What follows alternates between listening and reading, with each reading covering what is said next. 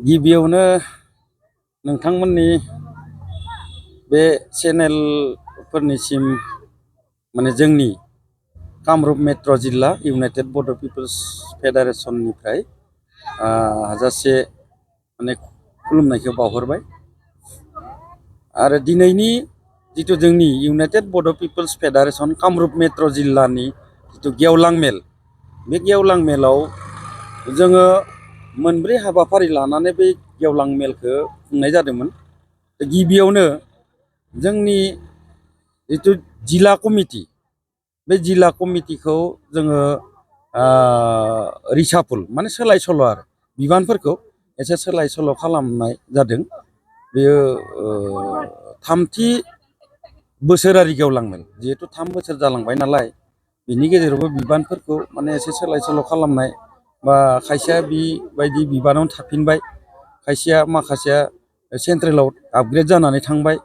बेनिखायनो जोङो बे जिल्ला कमिटिखौ रिसाफल खालामनाय जादों, सोलाय सोल' खालामनानै दाफिननाय जादों। आरो नैथियाव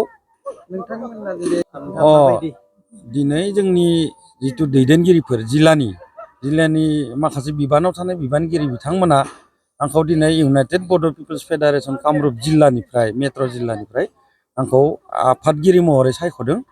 बेयाव आं गोजोननायबो मोनदों आरो एसे साननो गोनांबो बाथ्रा जे आं सालायनो हागोन ना हाया, नाजागोन, थेवबो बयनिबो हेफाजाब नांगोन सालायनो थाखाय, सालायलांनो हेफाजाब लुबैनानै बयनिबो हेफाजाबफोरखौ आसा खालामनानै आं गावनि बिबानखौ रुजुननानै लाबाय आरो नाजालांगोन जाहाथे भबिसतआवबो इउनाइटेड बड' पिपल्स फेडारेसननि लोगोसे जोंदो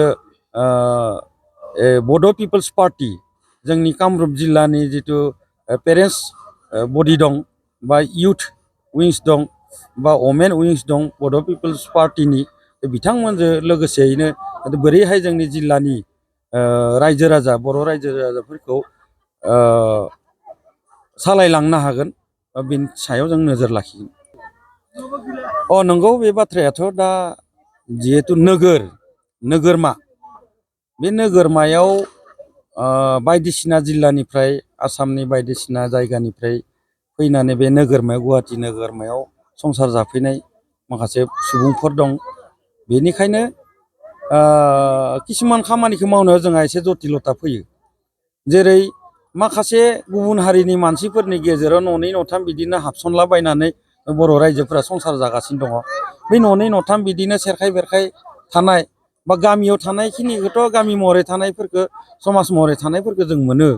खिन्थु बिनि गेजेरावबो जिहेतु माखासे जायगायाव सेरखाय बेरखाय न'नै न'थाम बिदिनो माखासे गुबुन हारिनिफोरनि गेजेराव थायो, बेफोरखौ जों क'पारेसन खालामनायाव एसे असुबिदा जायो। खिन्थु जागोन, बेफोरखौबो जों लाइनाव लाबोगासिनो दङ, बेफोर सिरियेलि मावलांगासिनो दङ, बेफोर गासिबो जाजोबगोन होननानै जों आसा खालामो।